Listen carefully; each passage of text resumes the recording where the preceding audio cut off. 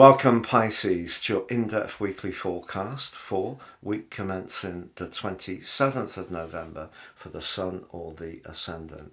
This week begins with that potent full moon in Gemini. For you, this is house 4, which is very much to do with emotion, but the sign of Gemini is very much to do with detachment. It's an air sign, and the moon can sometimes feel a bit lost in the sign of Gemini.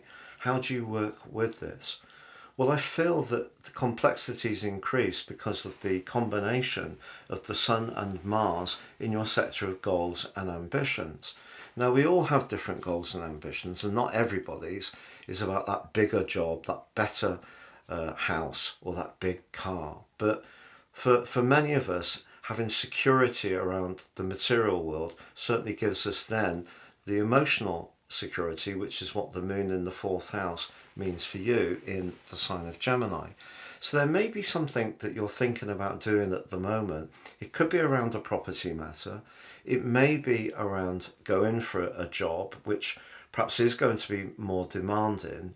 But there may be a little bit of self-doubt floating around you, Pisces. And the reason for this is unfortunately the rather restrictive vibe of Saturn, which has been with you since the 7th of March.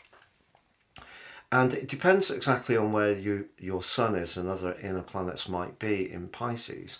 But if you are born early on, you're definitely going to feel this full moon very, very strongly. So if there is something you're trying to flex around, maybe it's a work-life balance issue. You know, maybe you've got children, some kind of a balance to find between their needs or your domestic needs, or maybe older relatives that you're needing to support. And all of that is requiring quite a lot of demands of you, and you've only got a finite amount of time. So that's another scenario that could come up this week. And of course, everybody has different ambitions. They're not all about the worldly sphere. Some people want to spend more time on their hobbies, more time on their creative talents, more time with their grandchildren. It just depends where you are in your particular life journey. But there is an opportunity to really raise your profile. And the important thing is not to let any timidity stop you from going for it. So if you do feel a bit anxious about making that step, what I will say is Mercury's going to be moving on Friday and forging a great link with Saturn. And if you need to talk to a trusted friend or a respected confidant, that would be a great time to get their more detached view of what you're trying to achieve. Now, as the week draws to a close, Venus, in a very passionate part of your situation, is squaring up with Pluto. Venus in the 8th house can be about shared resources. It can be about our entrepreneurial instincts, particularly if we're interested in fashion, any kind of presentational work, hairdressing, makeup, beauty, those kind of things. You may have really been finding yourself doing well around those areas recently, or finding you're more interested, or have you had a greater desire to be more intimate? It's possible. Venus in the 8th house runs hot, but Pluto is about power, but often hidden power in the 11th house, which is about your future, but it's also about your higher ideals. There could be an opportunity around a financial matter as this week draws to a close, where you may feel a bit torn around not necessarily the morality of it, more of whether it feels comfortable for you. There could even be someone that you're strongly drawn to in your friendship group, Pluto 11th along with Mercury, but you feel that if you get caught up in that, will you lose something around that friendship? And are you ready to be that up close and personal, the intimacy of the 8th house?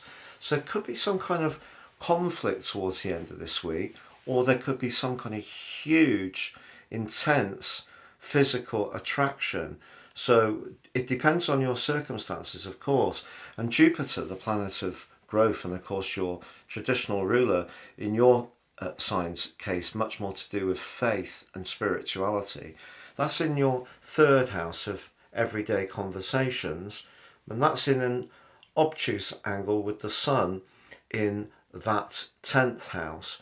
So it may be that if you need to discuss something with someone in a position of influence, do a presentation, so forth and so on, it may not be quite as easy to align your thinking with the expectation of the person you're talking to. So there's quite a few strands to this week, but I feel that Mercury moving into Capricorn will help you, despite the fact that it is slowing down in its pre-retrograde shadow, and it will go retrograde on the 13th of December, but it almost immediately brings some clarity.